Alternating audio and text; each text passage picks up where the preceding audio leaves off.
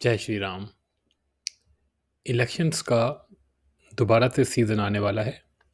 दिल्ली के अंदर अभी फरवरी के अंदर इलेक्शंस होने वाले हैं। बहुत चर्चा गर्म है कि इस इलेक्शंस में क्या होने वाला है, क्योंकि बीजेपी, कांग्रेस और आम आदमी पार्टी डायरेक्ट कंपटीशन में इस इलेक्शंस में रहेंगे। बीजेपी दिल्ली से बहुत समय से पावर से बाहर है। कांग्रेस पार्टी आम आदमी पार्टी के आने के बाद से पावर से बाहर है और आम आदमी पार्टी दिल्ली में अपनी पकड़ पिछले 10 सालों से बना करके बैठी हुई है। अब आम आदमी पार्टी को लेकर के दिल्ली वालों के क्या विचार हैं, इस बारे में हमने दिल्ली के हमारे सब्सक्राइबर से बात करी और जानने की कोशिश करी कि क्या काम हुए हैं, क्या नहीं हुए हैं और किस तरह की हवा दिल्ली में है। तो इस वीडियो के अंदर हम ये सब डिस्कस करेंगे कि दिल्ली में क्या होने जा रहा है और संभवतः रिजल्ट्स क्या रह सकते हैं। साथ साथ एक डीप बात भी आपके साथ शेयर करूंगा। तो आगे बढ़ने से पहले वीडियो को लाइक शेयर करें और चैनल को सब्सक्राइब कर लें। तो जी, सबसे पहले बात कर लेते हैं जी आम आदमी पार्टी की। हमारी बात कुछ सब्सक्राइबर से हुई, कुछ दिल्ली के लोगों से हुई, जानने की कोशिश करी कि दिल्ली का क्या हाल है। सुनने में ये आया कि दिल्ली का बेड़ा गर्क हो चुका है। दिल्ली में हर तरफ कूड़ा भरा हुआ है, सड़कें टूटी पड़ी हैं, लोगों के घरों के अंदर गंदा नाले का पानी आता है, हेल्थ फैसिलिटीज़ के नाम पे कुछ भी नहीं है, स्कूल्स के अंदर खुलेआम डोनेशंस मांगी जाती हैं, करप्शन अपनी चरम सीमा पे है, सरकारी दफ्तरों के अंदर जो रिश्वत का जो स्टैंडर्ड है वो केजरीवाल साहब ने बढ़ा दिया है। लोग जो हैं वो केजरीवाल साहब को अब एक करप्ट नेता मानने लगे हैं, एक तिहाड़ रिटर्न नेता मानने लगे हैं। उनको ये बात समझ में आ चुकी है कि केजरीवाल कोई ईमानदार तो नहीं है। केजरीवाल अब खुद से तो आ करके ये ईमानदारी वाले बातें नहीं करता, लेकिन अपने जो चट्टे बट्टे हैं उनको अभी भी कभी कभी इन कामों में लगाए रखता है। बेशर्मी तो इतनी है कि केजरीवाल अभी भी दिल्ली वालों को बेवकूफ़ बनाने में लगा हुआ है। और कोई बड़ी बात नहीं है कि केजरीवाल दोबारा से दिल्ली वालों को बेवकूफ़ बनाने में कामयाब हो जाए। अब बात कर लेते हैं जी बीजेपी की। बीजेपी तो ऐसा लगता है जैसे दिल्ली जीतना ही नहीं चाहती। केजरीवाल की जो सिचुएशन है दिल्ली के अंदर, बीजेपी चाहे तो केजरीवाल को पावर से बहुत आराम से बाहर कर सकती है, लेकिन बीजेपी दिल्ली जो है वो शायद पूरे बीजेपी जो भारतीय जो पूरी बीजेपी के जो पूरा संगठन है, शायद सबसे घटिया, सबसे करप्ट और सबसे जिसे कहूँगा द्रोही संगठन जो है बीजेपी का, वो शायद दिल्ली का ही है। इसलिए शायद मोदी और शाह भी जानते हैं कि दिल्ली अगर जीत भी गए तब भी बेड़ा गर्क ही होना है। इसलिए शायद वो जानते हैं कि दिल्ली जीतने का कोई फ़ायदा नहीं है और वो जीतना भी नहीं चाहते। कांग्रेस पार्टी जो है उसके जो वर्कर्स हैं, जो कांग्रेस पार्टी के जो नेता हैं दिल्ली के स्तर के, वो तो अगर काम करने पे आ गए और उनको पार्टी ने सपोर्ट कर दिया तो ये आम आदमी पार्टी को आराम से हरा देंगे। लेकिन कांग्रेस की जो टॉप लीडरशिप है उसने ये बात इंश्योर करी है कि कांग्रेस पार्टी दिल्ली में बर्बाद हो जाए, और 10 साल के अंदर उन्होंने इस पार्टी को बर्बाद कर दिया है।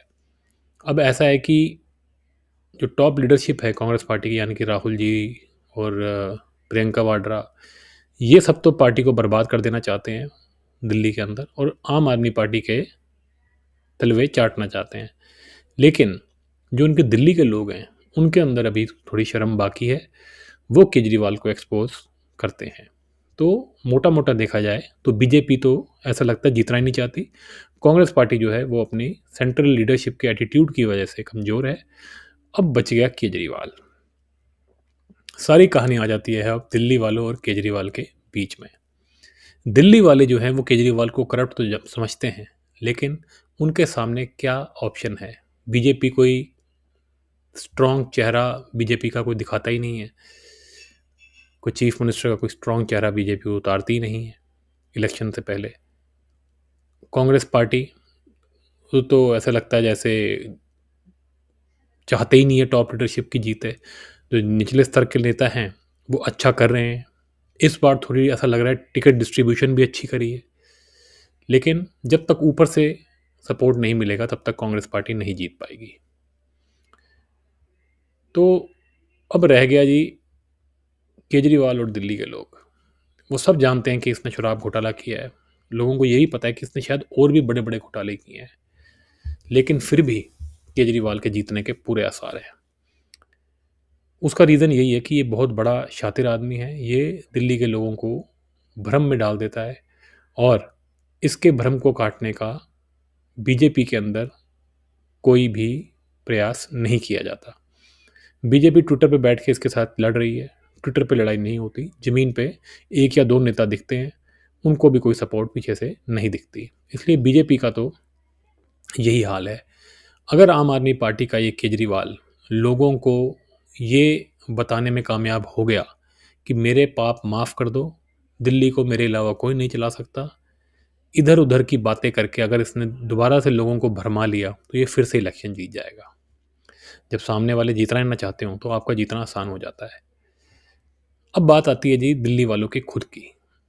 दिल्ली वाले ऐसे नेता को जो कि पूरी तरह भ्रष्ट है, दिल्ली का बेड़ा गर्क कर दिया, दिल्ली को इसने त्राहिमाम करवा दिया, फिर से उसको कैसे जितवाने में दिल्ली लगी हुई है। इसके पीछे क्या रीज़न है? इसके पीछे जी रीज़न है दिल्ली के लोगों का खुद का भ्रष्ट हो जाना। भ्रष्ट लोग भ्रष्ट नेता ही चुनते हैं। डेमोक्रेसी कोई परफेक्ट नहीं होती। डेमोक्रेसी के अंदर ऐसे लोग नेता चुनते हैं जो कि खुद जो हैं उस लायक नहीं है कि वो किसी को चुन सकें। ये कोई धार्मिक आइडिया तो है नहीं डेमोक्रेसी का। ये जहाँ से आया है वो नहीं चला पा रहे तो हम क्या इसमें चलाएंगे। तो जिसे कहते हैं जो आम जनता होती है उसको कोई ज़्यादा समझ नहीं होती, उसको बार बार बेवकूफ़ भी बनाया जाता है। इसलिए आम जनता जैसे ही बेवकूफ़ टाइप के लोग आ करके नेता बन जाते हैं और फिर बेड़ा गर्क करते हैं। तो डेमोक्रेसी तो ऐसे ही चलती है, लेकिन डेमोक्रेसी में अगर अपोजिशन स्ट्रांग हो तो कुछ बात बने।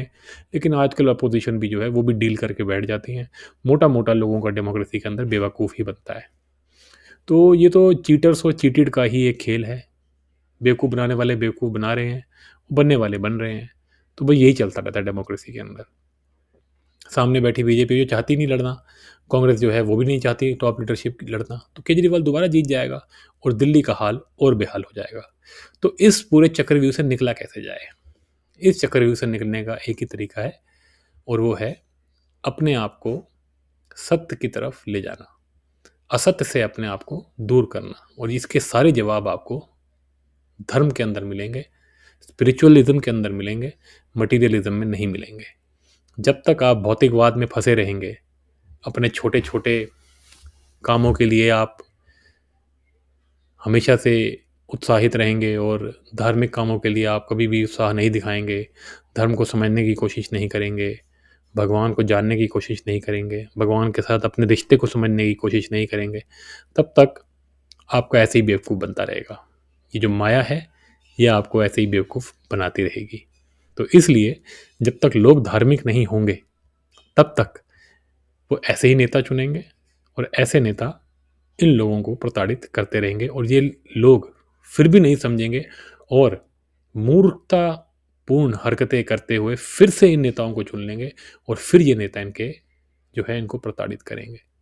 तो यही चल रहा है दिल्ली में। जब तक लोग अपने आप को नहीं सुधारेंगे, यहाँ पे ऐसे ही लोग, केजरीवाल जैसे लोग ही राज करते रहेंगे। तो चलिए जी, इस वीडियो में इतना ही।